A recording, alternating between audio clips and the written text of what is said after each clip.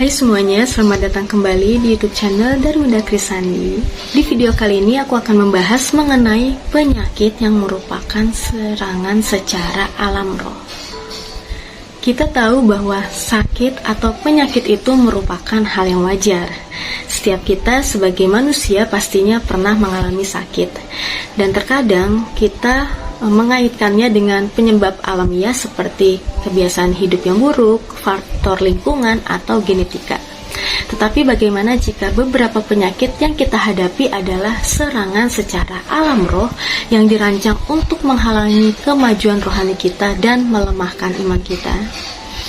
Aku sudah sering pakai ayat ini di video aku, yaitu di Efesus 6 ayat 12, karena perjuangan kita bukanlah melawan darah dan daging, tetapi melawan pemerintah-pemerintah, melawan penguasa-penguasa, melawan penghulu-penghulu dunia yang gelap ini, melawan roh-roh jahat di udara.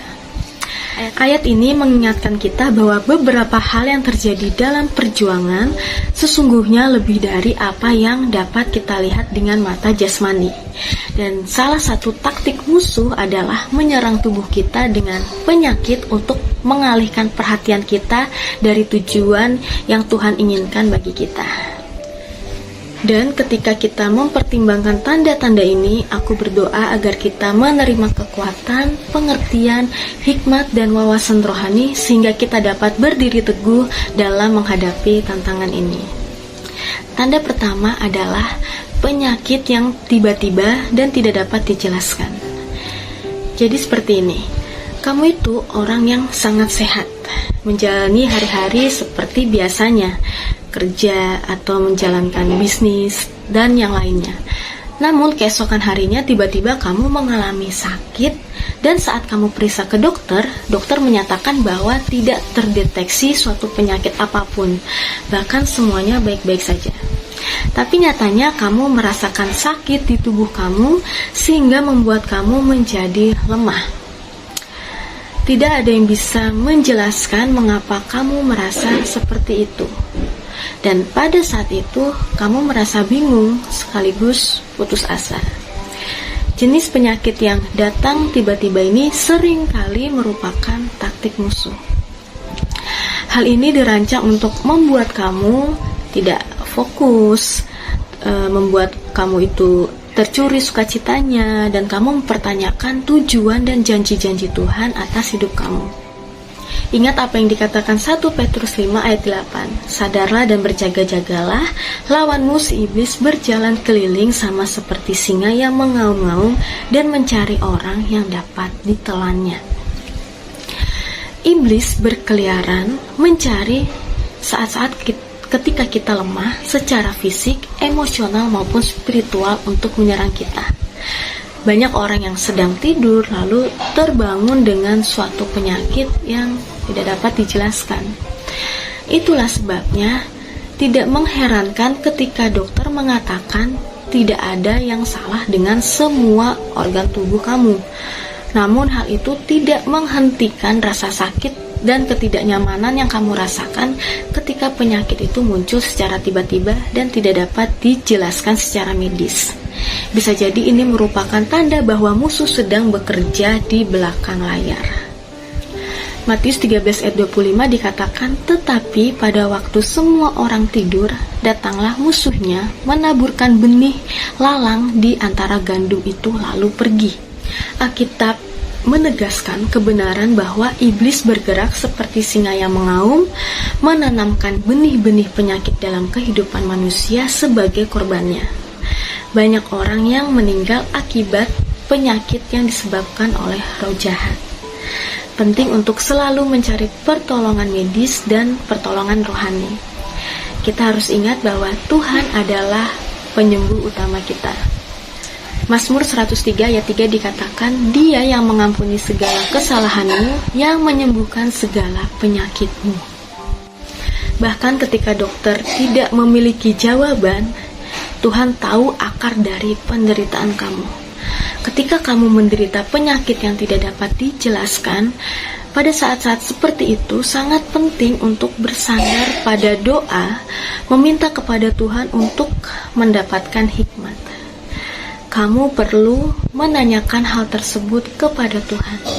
Apakah penyakit ini sesuatu yang dapat diobati dengan obat-obatan atau merupakan serangan yang harus dilawan di alam roh? Jika itu bersifat spiritual, ambillah otoritas dalam nama Yesus Kristus. Ingat di Lukas 10 ayat 19 dikatakan, sesungguhnya aku telah memberikan kuasa kepada kamu untuk menginjak ular dan kalajengking, dan kuasa untuk menahan kekuatan musuh, sehingga tidak ada yang akan membahayakan kamu.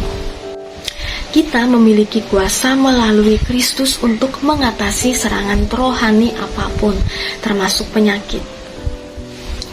Tanda kedua adalah ketika penyakit semakin parah selama kamu itu bertekun dalam doa.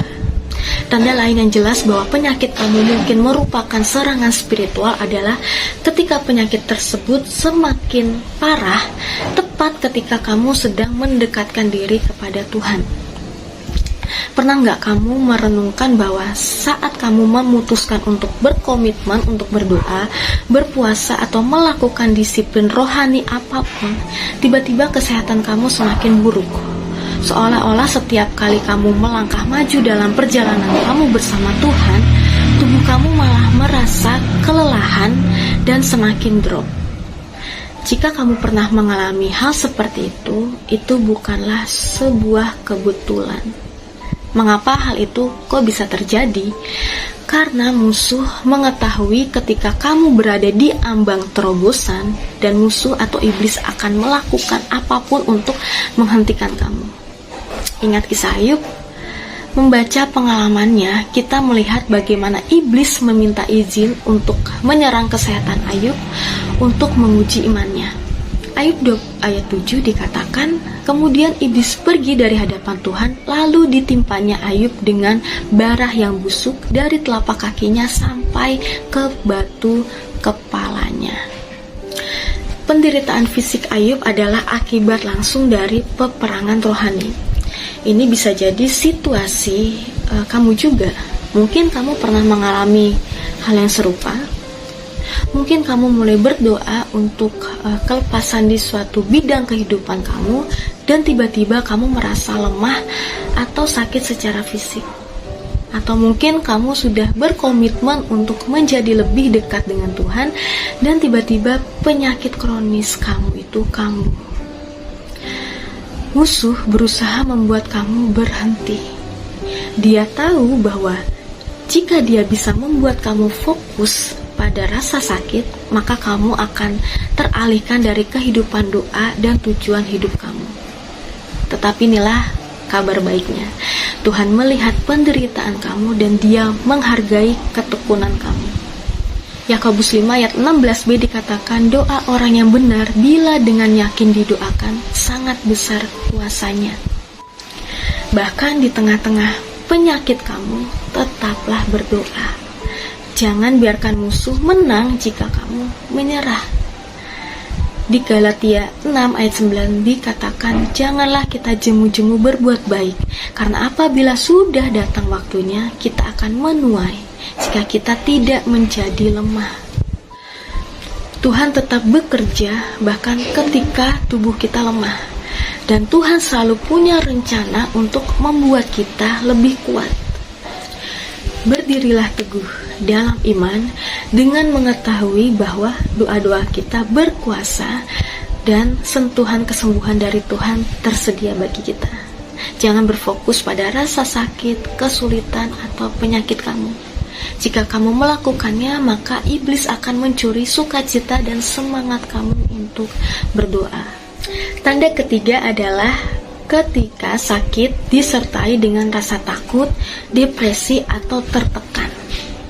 Penyakit memang bisa membawa masalah yang berat, tidak hanya secara fisik tetapi juga emosional dan spiritual. Tetapi ketika kamu merasa bahwa penyakitmu disertai dengan rasa takut yang luar biasa, depresi, atau bahkan penindasan rohani, sebaiknya kamu perlu memperhatikan. Ini bisa menjadi tanda bahwa penyakit tersebut tidak hanya bersifat fisik, tetapi juga bersifat spiritual. 2 Timotius 1 ayat 7 dikatakan, sebab Allah memberikan kepada kita bukan roh ketakutan, melainkan roh yang membangkitkan kekuatan, kasih, dan ketertiban. Ayat ini memberikan perbedaan antara rasa takut dan pikiran yang sehat. Yang dimiliki Ayub adalah pikiran yang sehat, sehingga Ayub tidak terpengaruh oleh rasa sakit yang dia derita. Inilah yang membuat iblis sulit untuk mempermainkan imannya. Ingatlah bahwa ketika kamu berjuang melawan penyakit, wajar jika kamu merasa takut atau khawatir. Tetapi jika rasa takut itu menjadi tidak terkendali, jika depresi menguasai kamu, dan jika kamu merasa tertekan secara rohani selama sakit, itu mungkin pertanda bahwa musuh sedang berusaha untuk menghancurkan kamu. Musuh sering menggunakan rasa takut untuk menghalangi kita bergerak maju dalam iman. Iblis ingin mengisolasi kita, membuat kita merasa sendirian dan tidak berdaya. Tetapi kamu tidak perlu khawatir, kamu tidak sendirian, karena Tuhan bersama dengan kamu, bahkan di saat-saat terburuk dari penyakit kamu. Mazmur 34 ayat 18 memberikan sebuah jaminan. Dikatakan, Tuhan itu dekat kepada orang-orang yang patah hati, dan Ia menyelamatkan orang-orang yang remuk jiwanya. Tuhan dekat dengan kamu dalam penderitaan kamu. Jika penyakit kamu terasa seperti tidak hanya menyerang tubuh kamu, tetapi juga pikiran dan roh kamu, maka kamu tidak boleh tinggal diam. Kamu harus tahu bahwa ini adalah peperangan rohani, dan Tuhan telah memberikan kemenangan bagi kamu. 1 Yohanes 4 ayat 4b dikatakan, sebab roh yang ada di dalam kamu lebih besar daripada roh yang ada di dalam dunia. Kamu memiliki kekuatan melalui Kristus untuk mengatasi tidak hanya rasa sakit fisik, tetapi juga kemungkinan adanya tekanan rohani. Filipi 4 ayat 7 dikatakan, damai sejahtera Allah yang melampaui segala akal akan memelihara hati dan pikiranmu dalam Kristus Yesus. Ketika musuh mencoba menguasai kamu dengan rasa takut, depresi, atau penindasan, ucapkanlah janji-janji Tuhan atas hidup kamu dan deklarasikanlah kemenangan Tuhan atas kesehatan kamu. Tanda keempat adalah ketika ada penolakan terhadap pengobatan medis, tetapi bereaksi terhadap tindakan doa. Ada kalanya apapun jenis pengobatan yang dijalani, tidak ada yang berhasil. Kamu sudah mencoba berbagai macam obat, terapi, dan dokter, tetapi kesehatan kamu tidak kunjung membaik. Kemudian saat kamu berdoa, tiba-tiba ada perubahan. Ini adalah tanda yang kuat bahwa penyakit kamu mungkin memiliki hubungan dengan alam roh. Yesus menyembuhkan banyak orang selama Ia ada di bumi, dan banyak di antara kesembuhan terjadi secara seketika dan tidak bisa dijelaskan dengan cara-cara alamiah. Dalam Markus 5 ayat 34, Yesus berkata kepada perempuan yang menderita pendarahan selama 12 tahun, hai anakku, imanmu telah menyelamatkan engkau. Pergilah dengan selamat dan sembuhlah dari penyakitmu. Para dokter tidak bisa menyembuhkannya, tetapi imannya kepada Yesus yang menyembuhkannya. Nah, jika kamu sudah mencari solusi medis tetapi tidak berhasil, inilah saatnya untuk berpaling kepada Sang Penyembuh, yaitu Yesus Kristus. Dia adalah penyembuh di atas segala penyembuh. Yakobus 5 ayat 14 dikatakan, kalau ada seorang di antara kamu yang sakit, baiklah ia memanggil para penatua jemaat supaya mereka mendoakan dia serta mengolesnya dengan minyak dalam nama Tuhan. Ada kekuatan dalam doa, dan terkadang hanya melalui doa kesembuhan datang. Ini bukan berarti kita harus mengabaikan pengobatan medis sama sekali. Semua itu karena Tuhan telah memberikan kita hikmat dan pengetahuan tentang pengobatan. Tetapi jika kamu sudah kehabisan semua pilihan medis dan ternyata hanya doa yang memberikan kelegaan, inilah saatnya untuk menyadari bahwa ini mungkin merupakan peperangan rohani. penting untuk membedakan kebutuhan akan pertolongan medis dan pengobatan spiritual. Tidak ada obat yang dapat meremehkan kuasa penyembuhan Tuhan. Ketika Alkitab menyatakan bahwa oleh bilur-bilurnya kita disembuhkan, ini menandakan bahwa ada tingkat kesembuhan yang berhasil dari peperangan rohani dan deklarasi. Walaupun kita telah membahas tanda-tanda bahwa penyakit kamu bisa menjadi serangan spiritual, namun penting untuk diperhatikan bahwa segala penyakit itu tidak selamanya bersifat spiritual. Terkadang penyakit kita adalah hasil dari pilihan gaya hidup yang buruk. Makan berlebihan, kurang olahraga, stres, dan mengabaikan kesehatan tubuh. 1 Korintus 6 ayat 19 dan 20 dikatakan, "Atau tidak tahukah kamu bahwa tubuhmu adalah bait Roh Kudus yang diam di dalam kamu, Roh Kudus yang kamu peroleh dari Allah, dan bahwa kamu bukan milik kamu sendiri, sebab kamu telah dibeli dan harganya telah lunas dibayar. Karena itu muliakanlah Allah dengan tubuhmu." Tubuh kita adalah anugerah dari Tuhan, dan kita dipanggil untuk menghormatinya dengan merawatnya. Jika kamu sering merasa sakit dan bergumul dengan masalah kesehatan, penting untuk mengevaluasi gaya hidup kamu. Apakah kamu mengkonsumsi makanan bergizi? Apakah kamu berolahraga dan beristirahat dengan cukup? Apakah kamu mengelola stres dengan baik? Amsal 3 ayat 7-8 dikatakan, "Janganlah engkau menganggap dirimu sendiri bijak. Takutlah akan Tuhan dan jauhilah kejahatan. Itulah yang akan menyembuhkan tubuhmu dan menyegarkan tulang-tulangmu."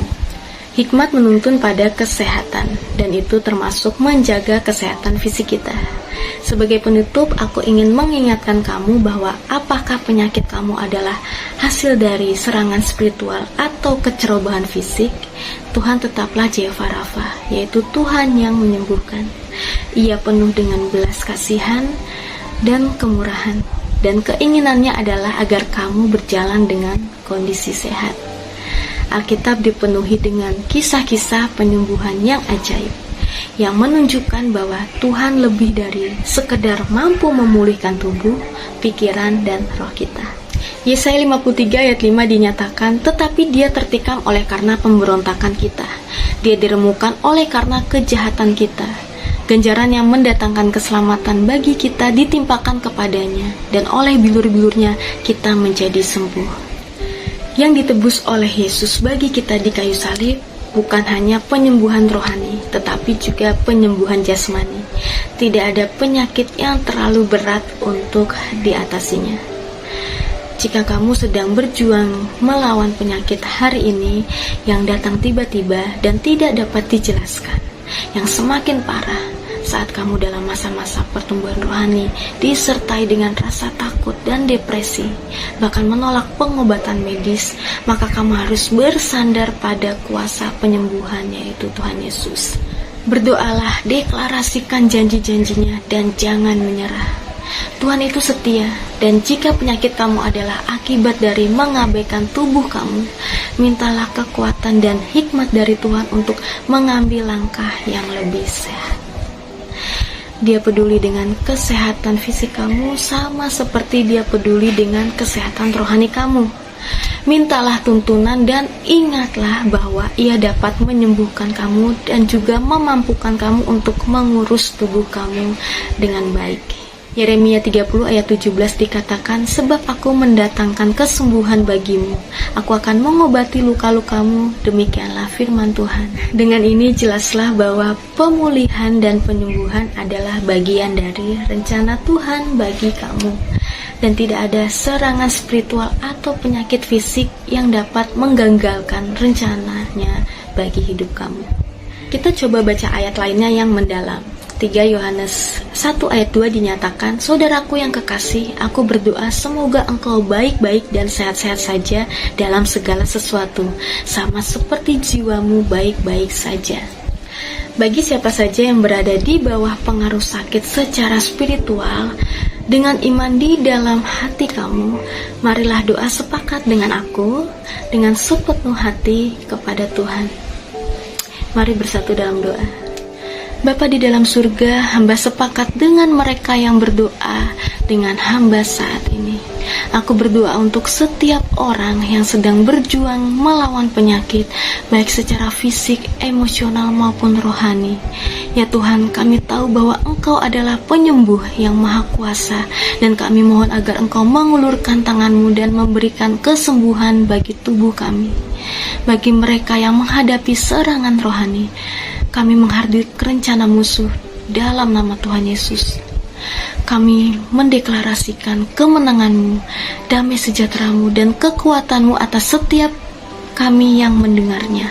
Dan bagi kami yang membutuhkan hikmat untuk merawat tubuh kami, berikanlah kepada kami disiplin dan pengetahuan untuk membuat pilihan-pilihan sehat yang menghormati Engkau. Terima kasih Tuhan karena telah menjadi penyembuh kami, tempat kami berlindung dan kekuatan kami. Di dalam nama Tuhan Yesus, aku dan mereka semua yang telah bersepakat denganku telah berdoa dan mengucap syukur. Haleluya. Amin. Terima kasih untuk kalian semua yang sudah datang berkunjung ke channel aku. Kiranya tubuh, jiwa, dan mental kamu selalu sehat, dan pastinya rohani kamu selalu bertumbuh dalam Tuhan. Bye bye, see you in the next video.